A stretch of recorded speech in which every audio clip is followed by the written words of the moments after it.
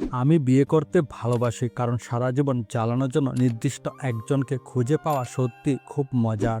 সবচেয়ে কঠিন কাজ হচ্ছে নিজেকে চেনা, আর সবচেয়ে সহজ কাজ হচ্ছে অন্যদেরকে উপদেশ দেওয়া।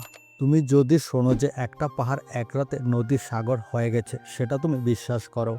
কিন্তু যদি শোনো যে একটা মানুষ রাতারাতি তার চরিত্র পরিবর্তন করে ফেলেছে, সেটা তুমি বিশ্বাস করো না।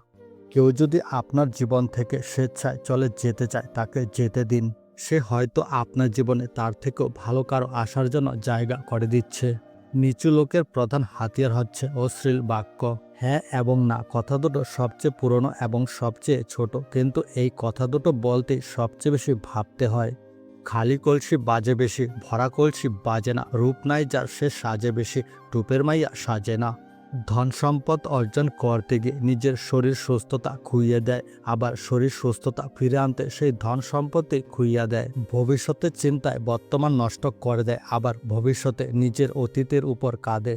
রমণী অনর্থক হাসে, আবার সেই দেখিয়া অনেক পুরুষ অনর্থক কাঁদে। অনেক পুরুষ ছন্দ মিলাইতে বসে, আবার অনেক পুরুষ গলায় দড়ি দিয়া মরে। লোভ আত্মাকে অপবিত্র করে, ধর্মকে দুর্নীতিগ্রস্ত করে এবং যৌবনকে ধ্বংস করে।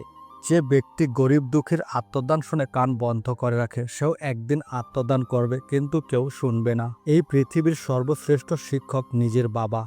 যে ছেলে গোটা ছাত্রজীবন তার বাবার সঙ্গে বসে রাতের খাবার খাবে, সে কোনোদিনে নীতি বাক্য থেকে বিচুক্ত হবে না। যদি ভালো স্ত্রী পাও, তাহলে তোমার নিজের ভালো, কারণ তখন তুমি সুখী হতে পারবে। কিন্তু যদি খারাপ স্ত্রী পাও, তাহলে দেশের লাভ, কারণ তখন তুমি দার্শনিক হতে পারবে। যখন তোমার কাছে অনেক টাকা থাকবে, তখন তুমি ভুলে যাবে তুমি কে, আর যখন তোমার পকেট ফাঁকা থাকবে, তখন সমস্ত পৃথিবী ভুলে যাবে তুমি কে। একজন আহত ব্যক্তি তার যন্ত্রণা যত সহজে ভুলে যায়, একজন অপমানিত ব্যক্তি তত সহজে অপমান ভোলে না। আমি চলে গেলে যদি কেউ না কাঁদে, তবে আমার অস্তিত্বের কোনো মূল্যই নেই। জীবন থেকে পালিয়ে বাঁচা যায় না, সমস্যা থাকবে, পারো তো নিজে সমাধান করো, না পারো তো সময়ের হাতে ছেড়ে দাও। মানুষের বিশ্বাস হারানো উচিত নয়। মানবতা হলো মহাসমুদ্র, এর কোনো এক বিন্দু যদি দূষিত হয়, সমুদ্র তাতে দূষিত হয় না।